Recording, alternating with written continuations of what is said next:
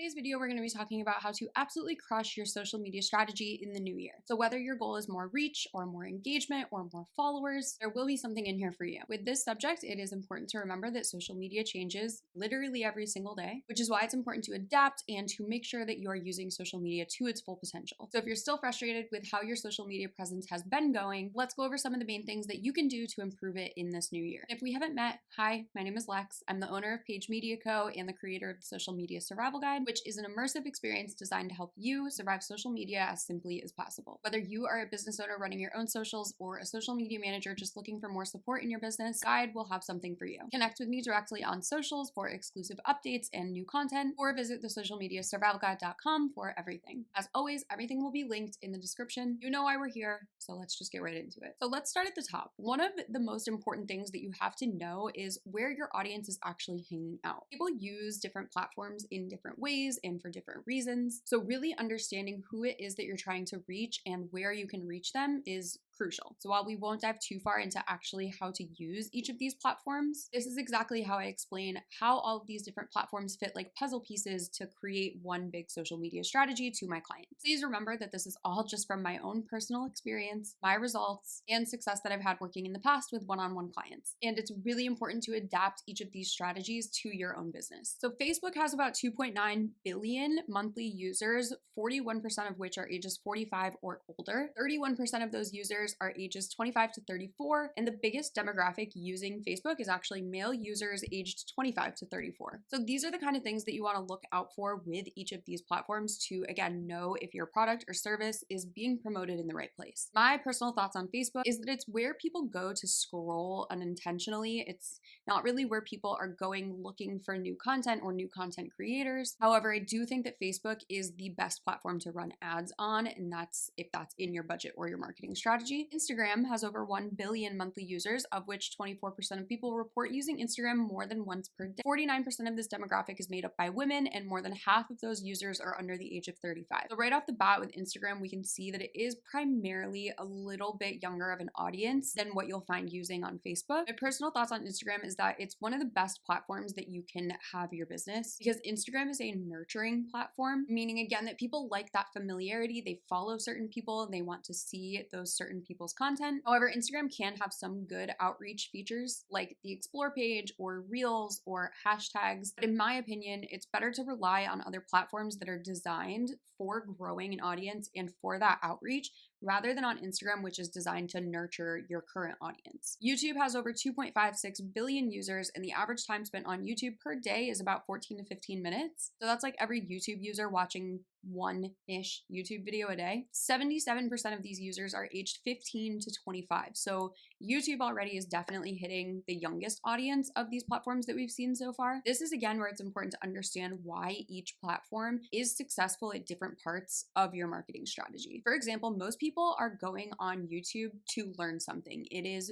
primarily for educational content. When somebody goes to YouTube to search something, it's because we know we want the answer to something, and we either want somebody to show us how it's done or to give us the steps to get it done, or we're just in general looking to learn more about a specific topic. And this is a little bit different with Facebook and Instagram. If we're scrolling and we happen to learn something, that's just a bonus of being on the platform, but they're more for entertainment and just kind of scrolling. But again, that's where YouTube comes in. If you plan on incorporating long form educational style content, YouTube is 100% the place that you're going to want to do that. Next up is TikTok, my favorite place. It has 1 billion monthly users, and fun fact, TikTok is the 6th most searched term on YouTube. So again, people are flooding to YouTube to learn this other platform. About 22% of the demographic that uses TikTok is between the ages of 20 and 29. So again, definitely a younger demographic, but TikTok, in my opinion, is the most fun of all of these platforms, because the really cool thing about TikTok is that it's unlike any other platform in the way of where your content is going to be pushed.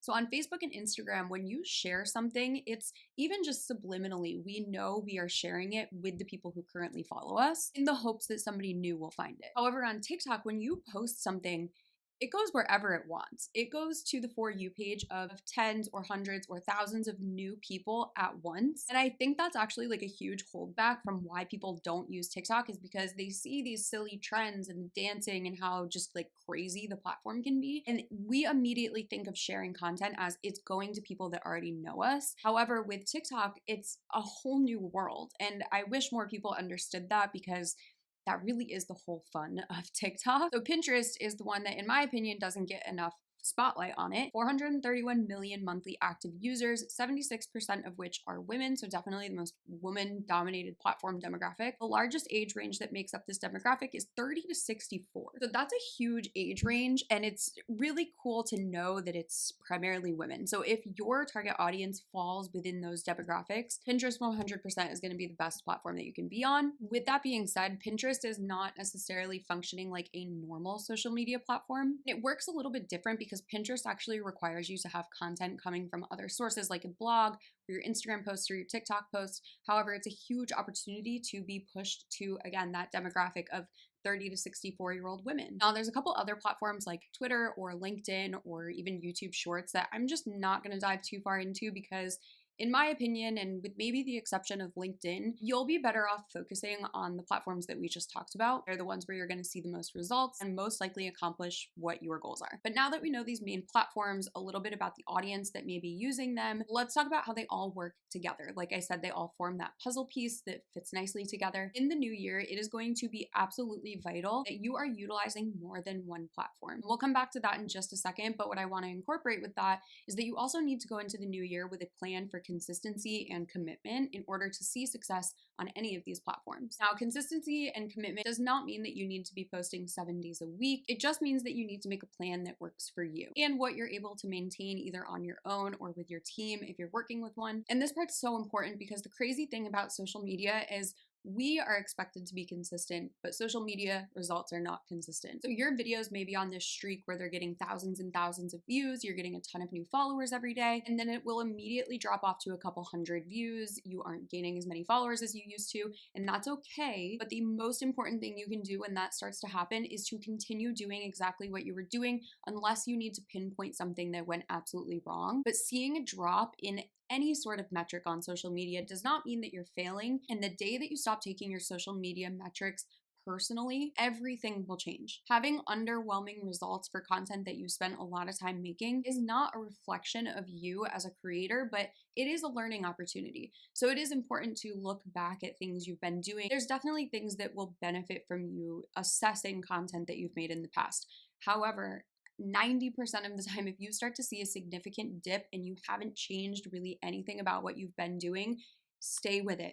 That's literally the most important thing that you can do, is just continue to push through. Okay, so now let's go back to that omnipresence, or being on multiple platforms at once. So usually the biggest problem I see people running into is they think that if they're posting 5 times a week on TikTok and posting 5 times a week on Instagram and a YouTube video and a blog and YouTube Shorts and an email list, all of these things, oftentimes people are thinking that each of these different pieces of content needs to be a separate or new idea. Here's how you are going to make it easier to be in multiple places at one time. Number 1, plan your content knowing that it's going to different platforms. I recommend recording right on your phone, right in the camera app, rather than inside of these platforms. When you record and edit outside of these platforms, you have a blank video piece of content that you're able to now upload into Instagram and use their native editing tools like adding text and trimming things. And same thing with TikTok. You can add your voice filters or your regular filters once it's uploaded into the app. So this alone will already allow you to be repurposing more content, rather than if you posted something to TikTok,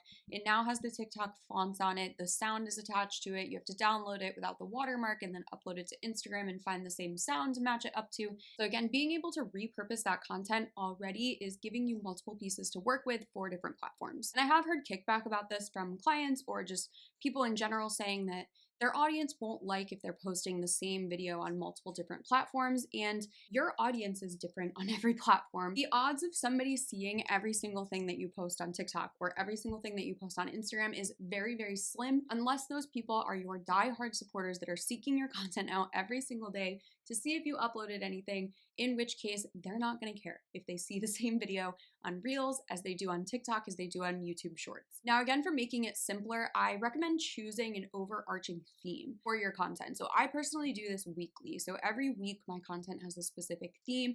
It's what my YouTube video is about. It's what my podcast episode is about. It's what all of my Reels and my Instagram posts are about. I am going to be sharing a video in the upcoming weeks showing my exact process for how I turn one idea into 20 plus pieces of content, and I'll be sharing my exact posting schedule and Instagram strategy for the new year. So while creating that content intentionally, having that overarching theme, and knowing that you're going to be repurposing this content onto different platforms already opens up a whole new world for you to be in multiple different places at once. Now, I want to talk about how to save you a little bit of time during this process. I highly recommend this platform. This is not sponsored. This is not an affiliate link. This is me just genuinely sharing a tool with you that helps me survive this process. So it's called repurpose.io. And what this does is automatically downloads your content from wherever you post it. Again, even if you don't have that blank slate video to start with to personally upload into TikTok and add any fonts or sounds or anything, even if repurpose.io can download an Instagram reel for you, you can repurpose that over onto TikTok. So to recap, for the new year, we are focusing on the correct platforms, setting realistic input and output goals, and we are keeping our content creation process as simple as possible so we don't get overwhelmed with social media. I can't wait to see how you adapt your overall social media strategy to these different platforms. Wait to see what you accomplish in the new year. As always, drop any questions in the comments and make sure that we are connected wherever you like to hang out. I've attached all the resources and the blogs that I used for all the information in this video in the description, as well as some other resources that I think will be helpful for making your new social media strategy. Good luck, and I'll see you in the next video.